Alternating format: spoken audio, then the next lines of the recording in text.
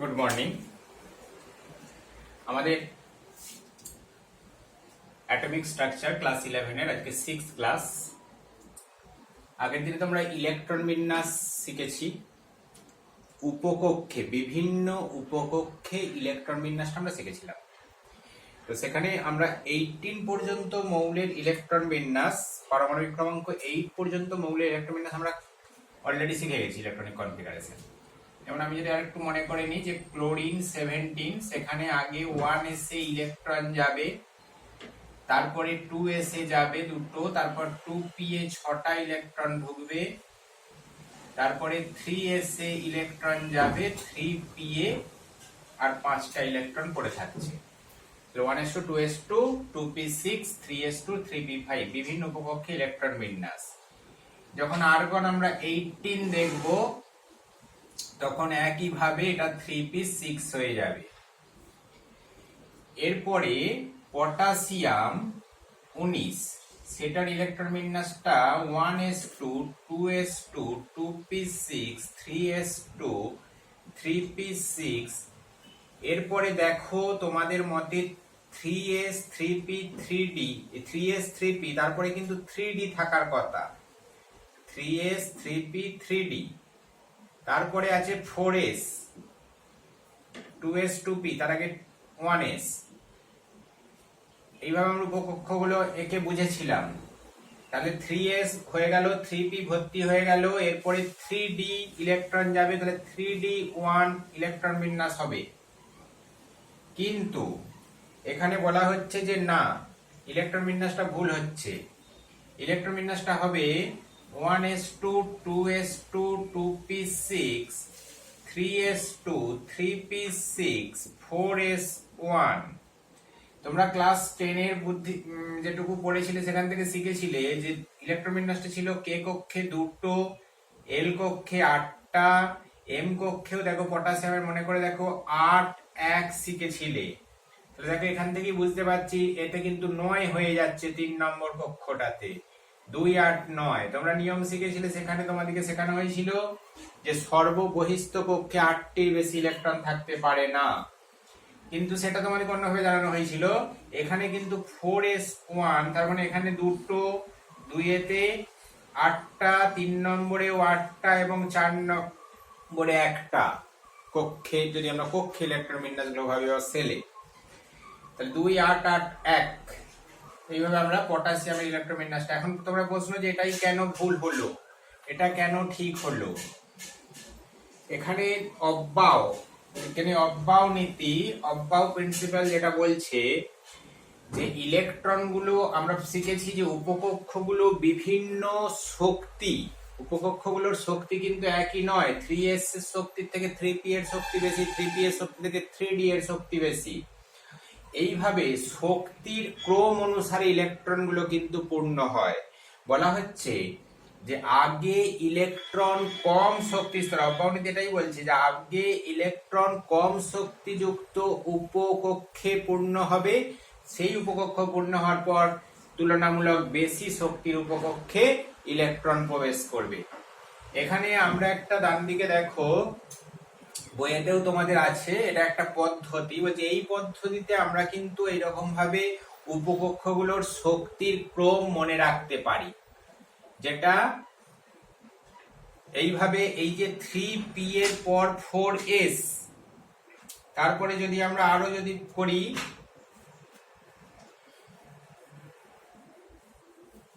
এরপরে হচ্ছে ক্যালসিয়াম 20, তার ইলেকট্রন বিন্যাসটা কি হবে? ক্যালসিয়াম Ca 20, তার ইলেকট্রন বিন্যাস হবে, তাহলে এইভাবে 1s2 2s2 2p6 3s2 3p6 4s2। ঠিক আছে, এটা 4s2 হয়ে যাবে। এবারে 4s এর পর 4p যাবে না 3d গ্যাপ রয়ে গেছে সেটা যাবে, সেটা যদি ভাবতে চাই তাহলে স্ক্যান্ডিয়াম 21, তার ইলেকট্রন বিন্যাস দেখো 1s2 2s2 2p6 3s2 3p6 4s2 3d1। এরপর আমরা 3D-টা লিখলাম, বুঝতে পেরেছো? তাহলে 4s2 3d1 ইলেকট্রন বিন্যাসটা হয়ে গেল এরকম, যে 4s এর পর 4p এ গেল না ইলেকট্রন, তাহলে 3d, তাহলে 3d এর শক্তিটা নিশ্চয়ই এখান থেকে বুঝতে পারছি যে তার শক্তিটা 4s এর থেকে বেশি হলেও 4p এর থেকে কম। এখন এই যে বিভিন্ন উপশক্তি স্তরগুলো আমরা যদি আরো যখন যাব f 5d 5s 5p, এদের মধ্যে কিন্তু শক্তির ক্রম ওরকম ভাবে আর করা যাবে না যে 3s এর শক্তি 3s এর শক্তি থেকে 3p এর শক্তি বেশি, 3p এর থেকে কিন্তু 3d এর বেশি, তার থেকে 3d এর থেকে 4s টা কম বলে 3s 3p তারপর 4s হয়ে তারপরে 3d হবে। এইভাবে এরপরে 3d এর পরে এবারে কি আসবে না 4p 4d 4f আসবে পরপর, না মাঝখানে 5 এর কক্ষের উপকক্ষ কিছু ঢুকে যাবে। সেইটা মনে রাখার জন্য আমার এই টেবিলটা আমাকে খুব সহজেই এটা আমরা করতে পারবো। দেখো আমরা কি করেছি, এইভাবে তোমরা তৈরি করবে যে 1 নম্বর কক্ষের উপকক্ষ শুধুমাত্র 1s, 2 নম্বর কক্ষের উপকক্ষ 2s 2p, এইভাবে 3 নম্বর কক্ষের উপকক্ষ, 4 নম্বর কক্ষে 4টে উপকক্ষ, 5 নম্বর কক্ষে যদিও 5টা উপকক্ষ, এরপরেও আরো আছে কিন্তু ওগুলো আমাদের আর সন্ধান পাওয়া যায়নি, 4 5f 5g, 6s 6p 6g 6f 6g 6h এবং 7s 7p 7d 7f 7g 7h 7i। এইভাবে আমরা আরো বেশি সংখ্যক উপকক্ষকে ওগুলোকে প্রকাশ করতে পারি, কিন্তু ওগুলো আমাদের দরকার লাগবে না। এরপর কি করতে হবে না, দেখো এইভাবে আমাদেরকে ক্রস করে করে কাটতে হবে, ঠিক এইভাবে প্রথমে দুটো একটা একটা করে যাবে, তারপরে এগুলো যাবে, ক্রস করে কাটার পর এবারে এই দিক থেকে পড়ে এসে আবার পিছনে গিয়ে পড়তে হবে। নিয়মটা হচ্ছে এই দিক থেকে পড়ে পড়ে আসবো, তারপর আবার পিছনে গিয়ে পড়বো, তাহলেই বুঝতে পারবে। দেখো তাহলে দেখো প্রথমে হচ্ছে 1s কাটা হয়েছে, তাহলে এখানে লিখবো 1s এর শক্তি লেস দেন, তার থেকে কার শক্তি বেশি 2s লেস দেন, 2s এর পর তারপর 2p, 2p এর পর 3s, 3s এর পর 3p লেস দেন 4s। দেখো 3p এর পরই হয়ে গেল 4s, 4s এর পর তারপরে গেল 3d, তারপরে 3d এর পর 4p, 3d এর পর 4p, তারপর 5s less than 4d less than 5p less than 6s less than 4f less than 5d less than 6p less than 7s। এইভাবে আমরা কিন্তু শক্তির ক্রমগুলো 7s এর পর আবার চলে যাব আমরা 5f লেস দেন 5f। এইভাবে আমরা কিন্তু দেখো ইলেকট্রন বিন্যাসগুলো কিন্তু অনেক দূর পর্যন্ত করে ফেলতে পারবো এবারে তোমরা, কারণ আমরা উপকক্ষের শক্তির ক্রমগুলো জেনে গেছি। এখন এই যে অব্যাহনীতি এবং অব্যাহনীতি, এটার সঙ্গে আরো কথা বলছে। অব্যাহনীতি এটা তোমরা ডিটেলসে পড়বে, এখানে বেশ কয়েকটি পয়েন্ট আছে, 5টি পয়েন্ট আছে। 1 নম্বর হলো শক্তির ক্রমগুলো, 2 নম্বরে আরো কিছু কথা বলা আছে এখানে। মেন কথা একটা দেখো বলছে n+l নিয়ম, এইটা দিয়েও আমরা কিন্তু এটার ব্যাখ্যা করতে পারি যে আমার কোশ্চেনটা এসছে ইলেকট্রনটা 3d হবে না 4s হবে। তাহলে এই যে দুটি উপকক্ষ এদের মধ্যে আমি 3d আর 4s কার শক্তি কম, 3d এর শক্তি কম না 4s এর শক্তি কম, এই দুটোর শক্তির ক্রম জানার জন্য আমাকে বলছে n+l নিয়ম, একটা নিয়ম আছে, এটাও অব্যয়ের নিয়ম, n+l নিয়ম। অর্থাৎ এখানে n এর মান বলো, এখানে n এর মান বলো, এখানে l এর মান বলো, এখানেও l এর মান বলো, দুটোর অ্যাড করে দেখো যেটার কম হবে তার শক্তি কম হবে। n এর মান এখানে 3, এখানে n এর মান 4, এখানে l এর মান হচ্ছে d এর জন্য হচ্ছে 2, এখানে s এর জন্য হচ্ছে 0, তাহলে এখানে n+s হয়ে যাচ্ছে 5, এখানে হয়ে যাচ্ছে 4, তাহলে এটা কম, অতএব এখানে ইলেকট্রন আগে প্রবেশ করবে 4s এ। বোঝা গেছে? এই হচ্ছে অব্যয়ের n+l নিয়ম। এবং এই নিয়মগুলো তোমরা যে কোনো দুটো ওইরকম বিতর্ক চলে এলে যে এরপরে কি হবে মনে পড়ছে না, তোমরা এই টেবিলটা করতে পারবে। টেবিলটা করার পরেও যদি যুক্তি দিয়ে বুঝতে চাও এখানে n+l নিয়মে দেখে নেবে। আরেকটা কথা, আবার n+ আরেকটি নিয়ম আছে, যখন যদি n+l এর মানটা যদি ইকুয়াল হয়ে যায়, n+l এর মান যদি দুটো উপকক্ষের ক্ষেত্রে ইকুয়াল হয়ে যায়, সমান হয়ে যায়, তখন আমরা যার ক্ষেত্রে n এর মান কম, সেখানে আগে ইলেকট্রন প্রবেশ করবে। এই হচ্ছে উপকক্ষে ইলেকট্রন বিন্যাস। তাহলে দেখো তোমরা যে কোনো মৌলের কিন্তু ইলেকট্রন বিন্যাস 20, 21 করে দিয়েছি, 22, 23, 24, 25, 26, 27 আমরা কিন্তু এখান থেকে করে ফেলতে পারবো। আমি তবু একটুখানি এখানটা দেখো, একটু খেয়াল করো যে 1s2, 1s এ দুটো ইলেকট্রন থাকে, 2s এ দুটো ইলেকট্রন, 2p তে 6টা, 3s এ দুটো, 3p এ ম্যাক্সিমাম 6টা থাকবে, 4s এ দুটো থাকবে, 3d এ 10টা থাকবে, 4p এ 6টা, 5s2, 4d 10, 5p 6, 4s2, 4f 14, 5d 10, 6p 6, 7s2, 5f 14। এইভাবে ইলেকট্রন গুলো প্রবেশ করবে। এখন এখানে যদি আমরা ইলেকট্রন বিন্যাস দেখে নিতে চাই, দেখো আমি অনেক দূর পর্যন্ত ইলেকট্রন বিন্যাস কিন্তু করে ফেলতে পারবো। তাহলে 1s2, তাহলে এটা হয়ে গেল আমার হিলিয়াম পর্যন্ত ইলেকট্রন বিন্যাস 1s1, 1s2, 2। এরপরে যদি আমরা 2s2, 2p6 এইখান পর্যন্ত, যখনই দেখবে নিষ্ক্রিয় মৌলগুলো পর্যায় সারণীর যে সর্বশেষ শূন্য শ্রেণীর মৌলগুলোর ইলেকট্রন বিন্যাস যদি লক্ষ্য করি, সেখানে p6 দিয়ে শেষ হবে। তাহলে 2, আচ্ছা 6, 6 আর দিয়ে 2 আর দিয়ে 4 আর 6 10, তাহলে 10 পর্যন্ত হয়ে গেল, অর্থাৎ নিয়ন পর্যন্ত ইলেকট্রন বিন্যাস হয়ে গেল। তারপরে 3s2, 3p6 আরো 8টা বাড়িয়ে দাও, অর্থাৎ 18 পর্যন্ত ইলেকট্রন বিন্যাস হয়ে গেল আমাদের আর্গন ইলেকট্রন বিন্যাস 1s2, 2s2, 2p6, 3s2, 3p6। এরপরে আর্গনের পর 4s2, 3d10, 4p6। দেখো 4 নম্বর পর্যায়ে আমরা চলে গেছি 4s, এবং এইটা ইলেকট্রন বিন্যাসটা হয়ে যাচ্ছে 10 আর দিয়ে 12 আর 6 18 যোগ হয়ে যাচ্ছে 18 18 36 পর্যন্ত ইলেকট্রন বিন্যাস হয়ে গেল। 36 পর্যন্ত, 36 মানে ক্রিপ্টন। এরপরে তোমরা 36 এর পর বুঝতেই পারছি 5s, 40, 5p6 আরো 18টা যোগ করে দাও, দিয়ে আমার 54 অর্থাৎ জেনন এর ইলেকট্রন বিন্যাস পেয়ে যাব আমরা 4d10, 5p6। তোমরা এই পর্যন্ত হলে জেনন পর্যন্ত ইলেকট্রন বিন্যাস ইজিলি করে ফেলতে পারবে। যদিও মাঝখানে কিছু কেসে ব্যতিক্রম আছে, সেই ব্যতিক্রম জায়গাগুলো এবার আমরা একটু তুলে ধরবো, ওইগুলো আমাকে একটু কেয়ারফুলি করতে হবে। তাহলে এই জায়গাটা তোমাদের টাস্ক দেওয়া রইল 54 পর্যন্ত যে কোনো মৌলের ইলেকট্রন বিন্যাস তোমরা পরপর করবে। এটাই কিন্তু টাস্ক, নিজেকে এটা করতে হবে। এই টেবিলটা তৈরি করবে, করে শক্তির ক্রমগুলো আগেই মুখস্থ করে নেবে পরপর যতটা পারা যায়, তারপরে তোমরা সেটা দেখে দেখে ইলেকট্রন বিন্যাস গুলো করবে 54 পর্যন্ত। এখন নেক্সট আমাকে যদি একটু ভাবি,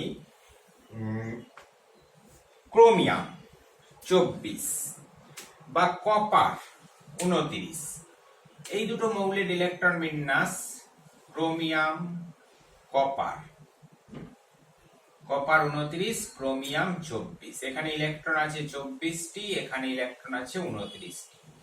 এদের গুলি একটি ব্যতিক্রম আছে, সেই ব্যতিক্রমটা দেখো যে ক্রোমিয়াম 24 যখন আমি ইলেকট্রন বিন্যাস করে যাচ্ছি, তাহলে 1s2, 2s2, 2p6, 3s2, 3p6, 4s2, 3d, এইখান পর্যন্ত 3p6 মানে 18 হয়ে গেছে, 18 দিয়ে 20 আর 4 এ 24।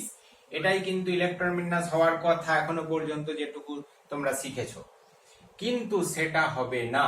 সঠিক ইলেকট্রন বিন্যাসটা হবে 4s1, 3d5। এটা হবে সঠিক, এটা হবে ভুল, বাকি দিকটা যেমন আছে থাকে। ঠিক একইভাবে কপারেরটা আমরা যদি দেখি, কেন কারণটা পরে ব্যাখ্যা করছি।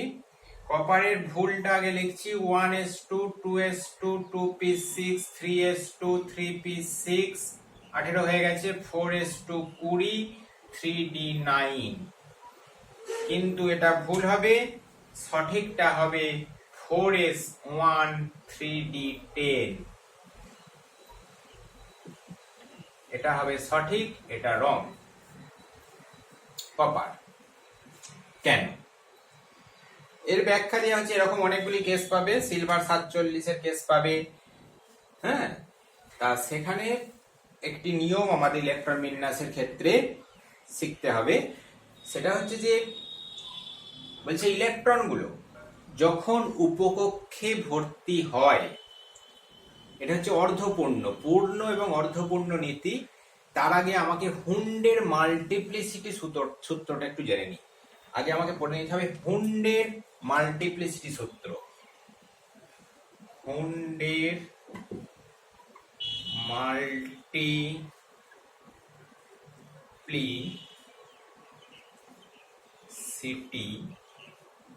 সূত্র।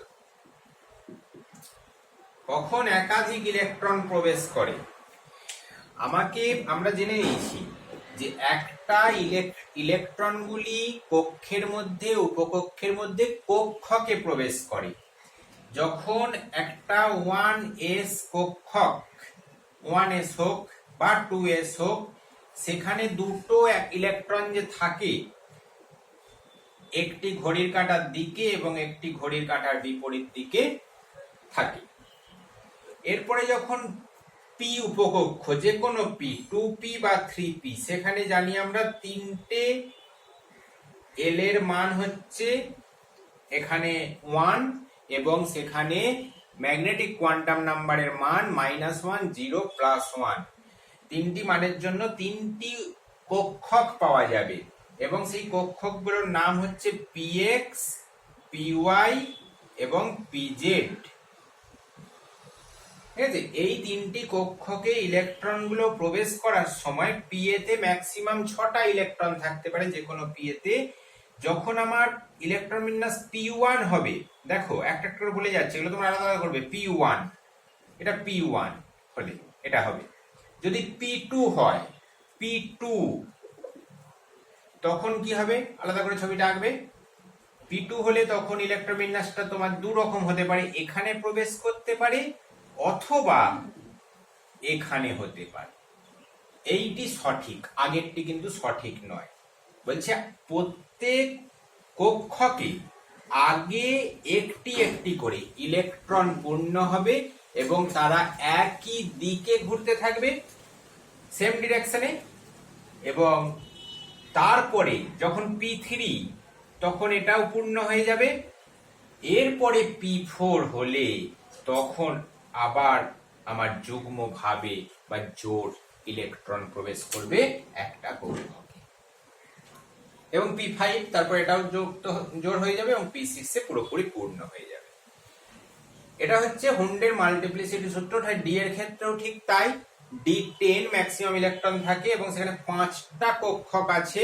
d1 এর ক্ষেত্রে একটা ইলেকট্রন, d2 এর ক্ষেত্রে দুটি কক্ষকে দুটো ইলেকট্রন, দুটি কক্ষকে দুটো ইলেকট্রন, কিন্তু যখন দুটো ইলেকট্রন থাকছে তখন কিন্তু সেটা একটা কক্ষকে হবে না। এটাই হচ্ছে মন কথা, হয়ে গেল। এটাই হচ্ছে হুন্ডের মাল্টিপ্লিসিটি সূত্র। এবং এই মাল্টিপ্লিসিটি সূত্র থেকে বলা হচ্ছে পরবর্তীকালে যে ইলেকট্রন বিন্যাস যদি এরকম ভাবে অর্ধপূর্ণ, দেখো দুটো উপকক্ষই, আমি এখানে এস এবং পি, আমি 3s 3p এর ক্ষেত্রে বলছি, এটা 3s1 3p3, ঠিক আছে, বা এস এর সঙ্গে ডি, অর্থাৎ এই উপকক্ষগুলো, এটা হচ্ছে দেখো হাফ ফিল্ড বা অর্ধপূর্ণ। এবং যদি p6 হয় তখন সেটা পূর্ণ। p6 ইলেকট্রন বিন্যাস করছে 1 2 3 4 5 6, এরা স্টেবল বা সুস্থির ইলেকট্রন বিন্যাস, হাফ ফিল্ড এবং ফুল ফিল্ড, এইচএফ এবং এফএফ। বা পি এর ক্ষেত্রে হলো, ডি এর ক্ষেত্রে হচ্ছে d5 এবং d10। d10 হলে পূর্ণ, দেখো ঠিক এই জিনিসটাই বলা হয়েছে, d5 এখানে হয়েছে d10, 4s2 এখানে হয়েছে 4s1, এখানে 4s2 4s1, তাহলে এইটার ক্ষেত্রে দুটোই হয়ে যাচ্ছে হাফ ফিল্ড। এটার ক্ষেত্রে একটা হাফ ফিল্ড, একটা ফুল ফিল্ড, তাহলে এরা কিন্তু স্টেবল ইলেকট্রন বিন্যাস, তাই এইভাবে ইলেকট্রনগুলি পূর্ণ হয়। বোঝা গেল যে হুন্ডের মাল্টিপ্লিসিটি সূত্র জেনে নিয়েছি, ওটা তোমরা বই থেকে দেখে নেবে, ভালো করে পড়বে, এগুলো খাতায় নোট করবে। ইলেকট্রন বিন্যাস 54 পর্যন্ত করার চেষ্টা করো।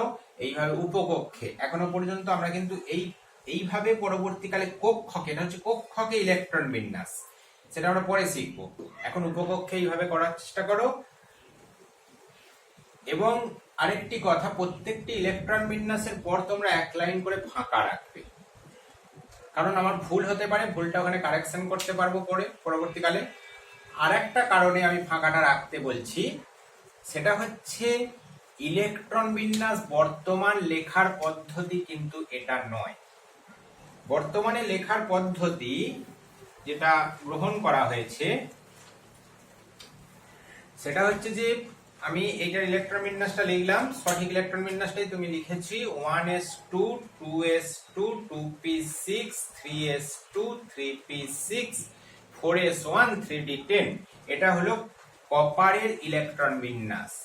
তাহলে প্রথমে আমরা এই ইলেকট্রন বিন্যাসটা করে ফেলতে পারছি শক্তির ক্রম অনুসারে দেখে, কিন্তু যেহেতু 3Dর অবস্থানটা, ভালো করে শোনো, যেহেতু 3Dর অবস্থানটা 4s এর আগে, অতএব লেখার ক্ষেত্রে তাদেরকে অবস্থান অনুসারে লিখতে হবে 1s2 2s2 2p6 3s2 3p6 3d10। লেখাটা যেমন আছে একই লিখবো 4s1। তার ফলে এইটা হবে সঠিক ইলেকট্রন বিন্যাস লেখার নিয়ম। কিন্তু এটা তো তোমরা মুখস্থ করতে পারবে না, কারণ এইটা দেখে দেখে আমাকে করতে হবে। ওদের প্রথমে আমরা এই ভুলটা করব, তারপরে তাদেরকে অবস্থান অনুসারে এইভাবে সাজিয়ে দেব। এইভাবে প্রত্যেকটা ইলেকট্রন বিন্যাসের জন্য এটা হচ্ছে শক্তির ক্রম অনুসারে একবার করব, আর এইটা হচ্ছে শক্তির ক্রম অনুসারে ইলেকট্রন সংখ্যাকে সঠিক রেখে তাদের অবস্থান অনুসারে, তাদের পজিশন অনুসারে আমরা ইলেকট্রন বিন্যাসগুলিকে লিখে ফেলতে পারব। আজকে এখান পর্যন্তই আমার ইলেকট্রন বিন্যাসটা হয়ে গেল। ভালো করে আশা করি টাস্কটা আমি বোঝাতে পেরেছি। প্রত্যেকটি ইলেকট্রন বিন্যাস তোমরা 19 থেকে যে শুরু করবে তাদের জন্য অবস্থান অনুসারে 19 পটাশিয়াম 19 এর ইলেকট্রন বিন্যাস তাহলে হবে 1s2 2s2 2p6 3s2 3p6 4s1। ওখানে ক্ষেত্রে 3d 0 মাথায় লিখতে পারো, যে 3d এতে কোনো ইলেকট্রন প্রবেশ করবে না, 4s1 এ যাবে। এটা হচ্ছে সঠিক। আবার বলছি, শক্তির ক্রম অনুসারে ইলেকট্রন সংখ্যাকে ঠিক রেখে, ইলেকট্রন বিন্যাসকে ঠিক রেখে অবস্থান অনুসারে তাদেরকে শুধু লিখে দেওয়া। এটা দ্বিতীয় লাইনে প্রত্যেকটার জন্য আমরা দুটো করে ইলেকট্রন বিন্যাস করব। ওকে, আজ এ পর্যন্তই। ভালো থাকবে। বাড়ির বাইরে মোটেও খুব প্রয়োজন ছাড়া বেরোবে না। বাড়িতে বসে বসে পড়াশোনা করো।